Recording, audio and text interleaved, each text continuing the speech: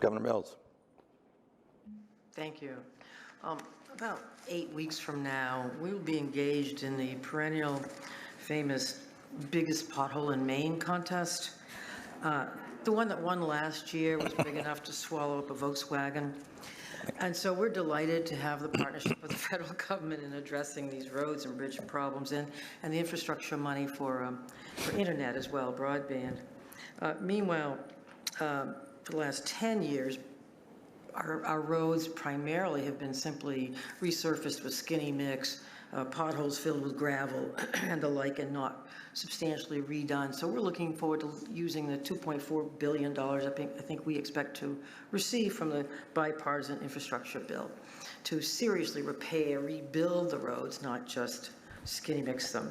And we also have 3,700 bridges in Maine, 58% of which are older than 50 years old, which is pretty scary. We're an old state, a multi-season state, and things age pretty quickly. But so we're looking forward to having those funds and to also using the dig once policy. One of the problems that I think was brought up earlier is that with the labor shortage everybody's seeing, and with the supply chain issues, every time we go out to bid on a project, we're getting higher bids than our estimates. And so we're trying to parse that out so that we don't put all the money out the door too quickly, federal and state funds together. And I trust that the federal government will be flexible in how that money is parsed out so that we can not simply fix 10 roads over here and no roads over here with expansion of dollars that we're getting. But I want to thank the administration and you, Secretary Buttigieg, also for your cooperation and the open door policy that you've had for the states, and we welcome continued dialogue. Thank you so much, Governor. And on the latter point, absolutely agree that we should be smart about the flow of these dollars. And remember how different this is from 2009, when the Stimulus Act then was passed with the explicit goal of getting as many dollars pumped into the economy as quickly as humanly possible. Now, of course, we're excited for shovel-ready projects and ready for things that we hope to be out there celebrating in very short order. But this is really about building for the next decade. And so as you're thinking about programming these funds, not knowing how economic conditions, labor availability, or supply chains will look in the third quarter of 2025 compared to how they look right now, we should find ways to take into account where there is greatest scarcity now and where there can be some smoothing of those curves.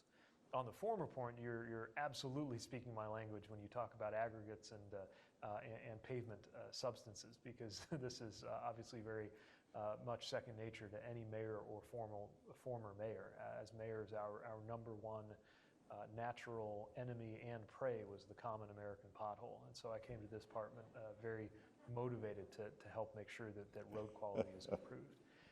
And let me mention that that's not just something that's driving the sheer volume of dollars that we're sending out to the states and know that you all effectively through those formulas will put to work, but also supporting research on the very important, rather unsexy topic of how to improve the durability of our paving materials. Think about the sheer dollars going into this in your state alone, and how much an even 2 or 3% increase in the amount of time that a given piece of paving could survive, especially in northern winters, how that would translate in terms of taxpayer benefit and taxpayer savings.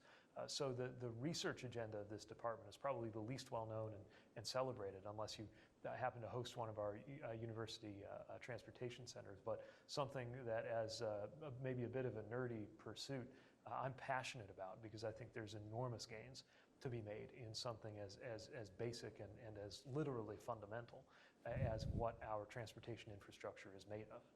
Mr. Secretary, one of the points that Governor Mills had in her question was about flexibility. And that's one of the things I've heard from nearly all of my colleagues on both sides of the aisle, is that most of the governors really want to make sure that we get as much flexibility, that the states can utilize these dollars in the ways that we think can be best utilized in our states. And that's, I think, the one part, it was a great answer, and I want to see these potholes that swallow the Volkswagen, but glad we don't have any of those. But on the flexibility, I think that's a topic that a lot of the governors would like to hear about.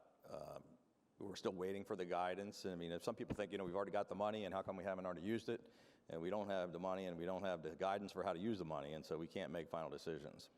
So I recognize the value of flexibility for you and your respective departments of transportation to be able to effectively deploy these dollars. And what I can commit to you right now is that we will work with you to ensure that there's the best level of flexibility that we can deliver, consistent, of course, with our core commitments about standards, expectations, and the values and priorities that guided the creation of this bill and that guided our administration. We get that there are multiple ways to get to these shared goals that we have around economic growth, around safety, around climate readiness, future readiness, equitable transportation, and that there's no one size that fits all. And while some of the dollars are already starting to move, we loaded up the bridge formula dollars into the Federal Highway Administration system, I think last week. We've just put out the guidance yesterday for the RAISE program. The majority of the programs, we are still framing that guidance, and it's emerging in the next weeks to months. I will tell you, we are interested in your input in how to make sure that these programs are ones that your teams can work with, and that, again, maintaining a very high standard, of course, but that given that high standard, that the appropriate flexibilities are there for you to be able to deliver.